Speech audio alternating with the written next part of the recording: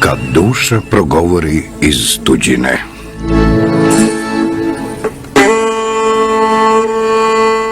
I sam osjetio surevosti vremena i prošao mnogo tuđina, vidio i naslušao mnogo tužnih priča i ispovijesti našeg čovjeka iz dna duše. Sjeti se jedne korejske izreke da je iz rodnog kraja i vrana mila, i one mume Kapora koje kaže: ako želiš da upoznaš i da voliš svoju otadžbinu, idi u tuđinu. I mnogi su otišli. Ovo je emisija posvećena njima i nama.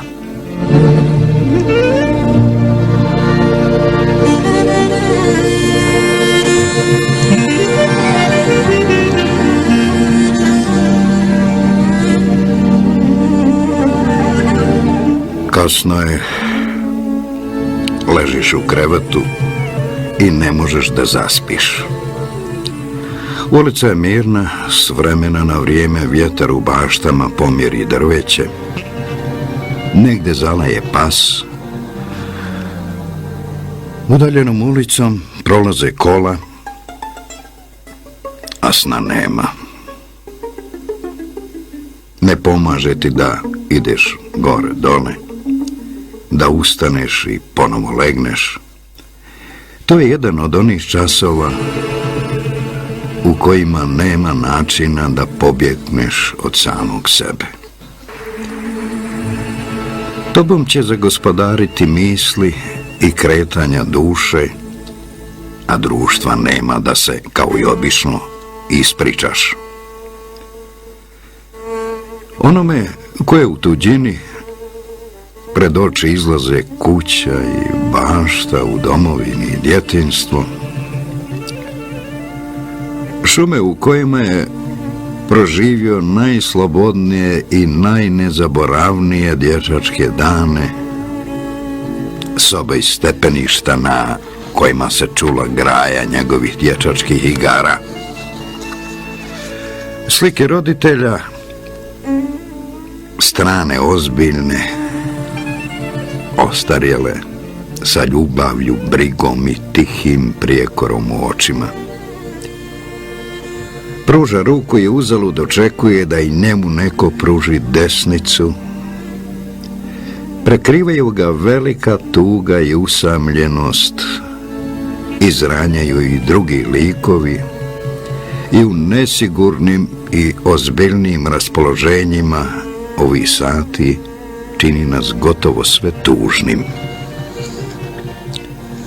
Ko u mladosti nije zadavao brige svojim najbližima, odbijao ljubav i prezirao naklonost, ko nije bar jednom iz inata i obijesti izbjegao sreću koja je pred njim stajala, ko nikada nije povrijedio svoj ili tuđi ponos, ili se ogriješio, prijatelje, nekom nesmotrenom riječju, nekim ružnim i uvredljivim ponašanjem.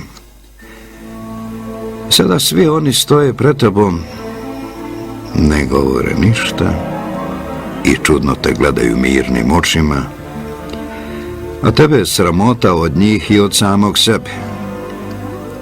U našem užurbanom i neosjetljivom životu začuđujuće malo sati u kojima duša može da bude svjesna sebe, u kojima život ustupa mjesto smislu i duhu, a duša neskrivna stoji pred ogledalom uspomena i savjesti. To se vjerovatno dešava pri preživljavanju velikog bola, vjerovatno nad mezarom majke, vjerovatno na bolesničkoj postelji, na kraju nekog dugog usamljeničkog putovanja, u prvim satima ponovnog vraćanja u život, ali to uvijek prate nemiri i mučenja. Vrijednost ovakvih budnih noći je baš u tome. U njima duša uspjeva da bez snažnih spoljašnjih potresa dođe do onog što je pravedno, bez obzira da li je to čudno ili zastrašujuće, da li je za osudu ili za žaljenje. Da, pravo je čudo kako čovjek u tuđini odjedanput počne da shvata vrijednost nekih stvari i riječi na koje kod kuće nije ni obraćao pažnju.